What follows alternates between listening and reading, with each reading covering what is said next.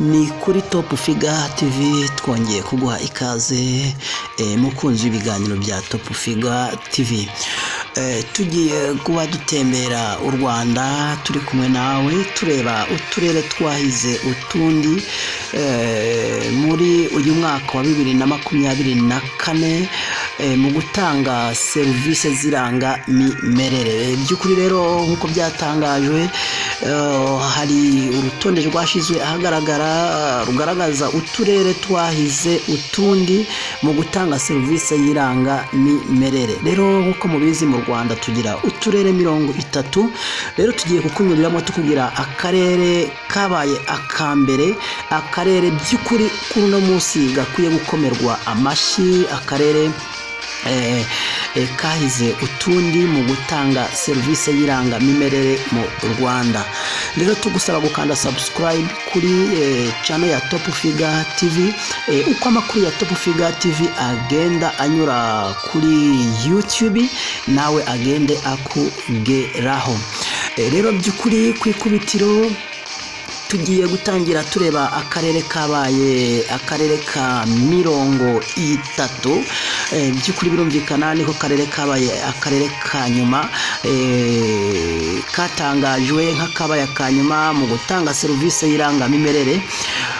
Kwikubitiro rero akarere ka 30 na karere ka Burera na karere katanze serivisi yiranga mimerere ku kigero cya 68 n'ibice 6%. Ku mwanya wa 29 turahasanga akarere ka Kayonza.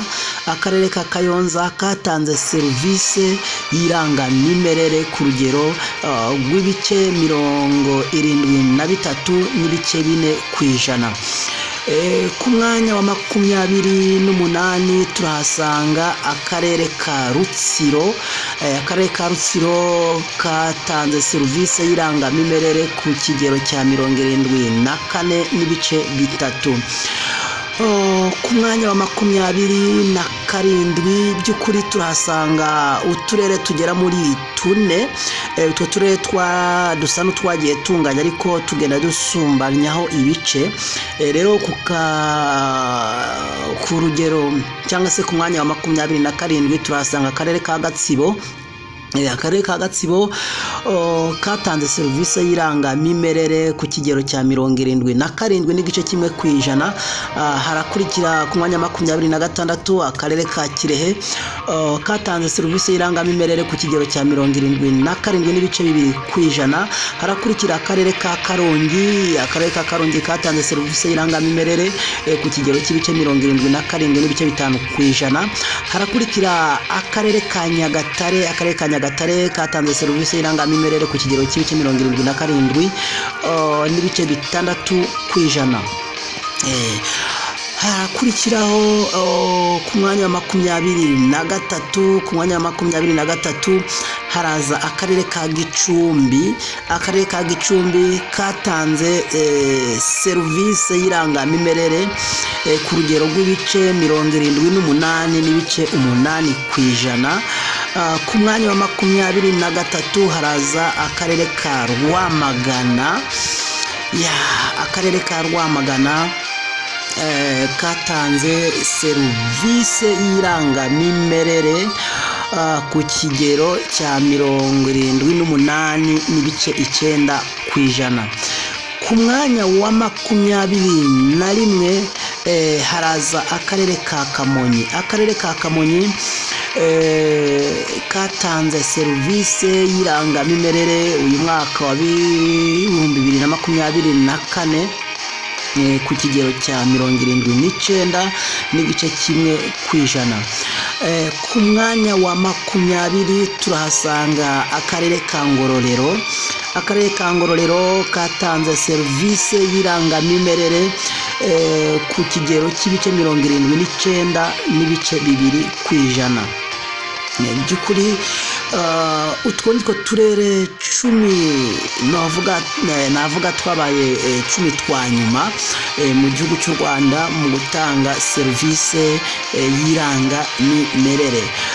tugiye mu cyiciro cya kabiri cy'uturere 10 twa kabiri twagerageje mu gutanga serivisi y'irangamimerere muri uyu mwaka wa 2024. Ku mwanya wa 19 turahasanga akarere ka Rusizi. Akarere ka Rusizi katanze serivisi y'irangamimerere ku kigero cy'ibice 81. Ku mwanya wa 18 turahasanga akarere ka Nyamasheke katanze serivisi y'irangamimerere ku kigero cya 81 n'ibice 3%. By'ukuri rero akarere ka Nyamasheke kanganije serivisi n'akarere ka Bugesera kaza ku mwanya wa 17. Twose hamwe twatanze serivisi y'irangamimerere ku kigero cya 81% n'ibice 3. Mwumva ko urwo turere tuza mu mwanya umwe. Noneho rero ku mwanya wa 16 haraza akarere ka Musanze. Akarere ka Musanze katanze serivisi y'irangamimerere ku kigero cya 81 n'ibice 6%. Akarere ka 15 ari nako karere ka nyuma mu mujyi wa Kigali, ariko kakaza ku mwanya wa 15 mu turere twatanze serivisi y'irangamimerere, ariko twagera mu mujyi wa Kigali kakaba ariko karere ka nyuma. Na karere ka Kicukiro katanze serivisi y'irangamimerere ku kigero cya 83 n'ibice 3%. Ku mwanya wa 14 haraza akarere ka Rubavu. Akarere ka Rubavu katanze serivisi y'irangamimerere ku kigero cya 83 n'ibice 9%. Ku mwanya wa 13 turahasanga akarere ka Nyamagabe. Akarere ka Nyamagabe nk'uko byagiye bitangazwa mu binyamakuru bitandukanye, mu gutanga serivisi y'irangamimerere kaje ku mwanya wa 13. Katanze serivisi ku kigero cya 85 n'igice 1%. Ku mwanya wa 12 turahasanga akarere ani ako kabaye akarere ka kabiri mu mujyi wa Kigali, ariko akaba akarere ka 12 ku rutonde rwatangajwe n'akarere ka Gasabo. Akarere ka Gasabo niko karere kaza ubwa kabiri mu mujyi wa Kigali. Katanze serivisi y'irangamimerere ku kigero cya 87 n'igice 1%. Ku mwanya wa 11 haraza akarere ka Gisagara. Akarere ka Gisagara katanze serivisi y'irangamimerere ku rugero rwa 87 n'ibice 4%. Ngutwo uturere 20 cyangwa se uturere 10 tuza ubu mu kibanza cya kabiri mu gutanga serivisi y'irangamimerere nk'uko byagiye bitangazwa n'imbuga zitandukanye. Noneho rero tugusaba kandi gukanda subscribe, utibagira gukanda subscribe, ufungure n'akazogera aho hepfo kugira ngo uko amakuru ya Top Figure TV agenda anyura kuri channel yacu agende akugeraho neza 100%. Tugiye kureba uturere 10 twa mbere, uturere 10 twa mbere twahize utundi mu gutanga serivisi y'irangamimerere nk'uko byagiye bitangazwa. By'ukuri ku mwanya wa 10 haraza akarere ka Rulindo. Akarere ka Rulindo katanze serivisi y'irangamimerere kanganije n'akarere ka Nyaruguru nako kaza ku mwanya wa 9. Twose twatanze serivisi y'irangamimerere ku kigero cya 87 n'ibice 6%. Ku mwanya wa 8 haraza akarere ka Ngoma. Akarere ka Ngoma katanze serivisi y'irangamimerere ku kigero kingana n'ibice 90%, 90 n'igice 1%. Ku mwanya wa 7 turahasanga akarere ka Nyanza katanze serivisi y'irangamimerere muri uyu mwaka wa 2024 ku kigero cy'ibice 92 n'ibice 5 kw'ijana. Rero ku mwanya wa gatandatu turasanga akarere ka Ruhango katanze serivisi y'irangamimerere ku bice 93 n'ibice 8 kw'ijana. Ku mwanya wa gatanu turasanga akarere ka Nyabihu katanze serivisi y'irangamimerere ku kigero cy'ibice 94 kw'ijana. Iby'ukuri rero nkomeje gutera amatsiko ushaka kwibaza ni utuhe turere tune twa mbere twahize utundi by'ukuri mu gutanga iyo serivisi y'irangamimerere. Rero ku mwanya wa kane turahasanga akarere ka Huye.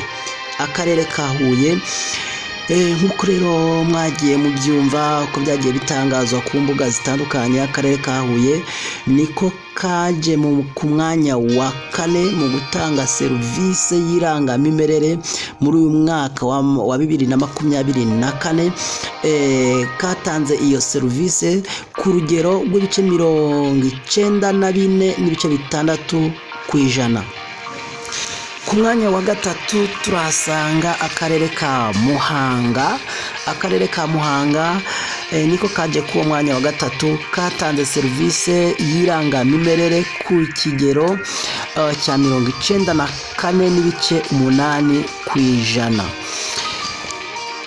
N'utuhe rero tubiri twa mbere twahize utundi mu gutanga serivisi y'irangamimerere mu Rwanda muri uyu mwaka wa 2024. By'ukuri rero ku mwanya wa kabiri nta nagutindije, ku mwanya wa kabiri turahasanga akarere ari nako kabaye akambere mu mujyi wa Kigali, kakaba aka kabiri mu gihugu cy'u Rwanda. Turahasanga akarere ka Nyarugenge.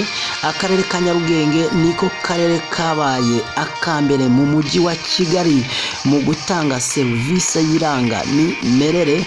Tukongera kandi tukagasanga ku mwanya wa kabiri mu turere 30 twahize utundi mu gutanga serivisi y'irangamimerere mu Rwanda. Umuntu wese aribaza se ni akahe karere by'ukuri nk'uko twabitangiye tubivuga gakwiye gukomerwa amashyi, gakwiye gusingizwa muri serivisi y'irangamimerere mu Rwanda? Ni akarere ku mwanya wa mbere turahasanga akarere uri kwibaza, akarere ndi komeza gutera amatsiko by'ukuri, n'akarere ka Gakenke. Akarere ka Gakenke niko karere kabaye akambere kahize uturere 30 tugize igihugu cy'u Rwanda mu gutanga serivisi y'irangamimerere. Niko karere rero by'ukuri gakwiye gukomerwa amashyi mwa kino gihe. Niko karere kagiye kitaho iyo serivisi, kitaho abaturage. By'ukuri rero niko kaje kugaragara ku mwanya wa mbere ko ariko katanze serivisi y'irangamimerere ku kigero cyiza, ku kigero gishimishije. Rero tugusaba gukomeza gukurikira ibiganiro bya Top Figa TV mu gukanda subscribe, mu gufungura akazogera aho hepfo.